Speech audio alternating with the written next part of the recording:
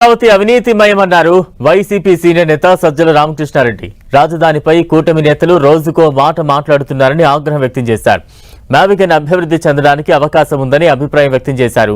రామకృష్ణారెడ్డి చంద్రబాబు చెప్పిన అమరావతిలో ఏముంది, రైతులకు అన్యాయం చేయడం తప్ప అంటూ విమర్శలు గుప్పించారు. ఏదైతే అసాధ్యమైన పెట్టుకొని చంద్రబాబు చేసి మొత్తం అవినీతికి స్కాములకు కావాల్సిన బ్లూ ప్రింట్ తయారు చేసుకుని చేస్తున్నాడు, అది రాష్ట్రం భరించలేదు. రాష్ట్రం భరించలేదు. అప్పు కాదు, చేతిలో ఉన్నా ఎవరు బెటరు.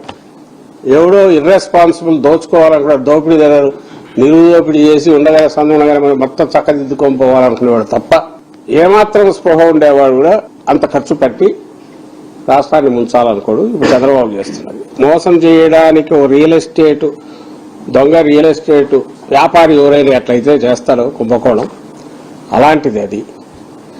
రాష్ట్రం మొత్తం భవిష్యత్తును నాశనం చేస్తుంది. అందుకు వద్దు, దాంట్లో 10% ఇక్కడ సులభంగా అవుతుంది అనేది ఆయన తీసుకొచ్చింది. కన్సిస్టెన్సీ లేది, లేదా పూటకొక మాట మార్చింది. వాళ్ళ కన్వీనియన్స్ ను బట్టి, రాజకీయ కన్వీనియన్స్ కావచ్చు, లేదా చంద్రబాబు గారి మాటల్లో అయితే ఇప్పుడు దోచుకోవడానికి మరింత విస్తృతం చేసుకోవడానికి అవసరమైన ఏర్పాటు కావచ్చు. వాళ్ళ మాటల్లో తేడా ఉంది. ఆ రైతులు బెనిఫిట్ కావడానికి అవసరమైన లేఅవుట్ల డెవలప్మెంట్ నువ్వు చేస్తున్నావంటే అది చేయట్లేదు. నిజంగా అక్కడ ఎవరు స్టేక్ హోల్డర్స్?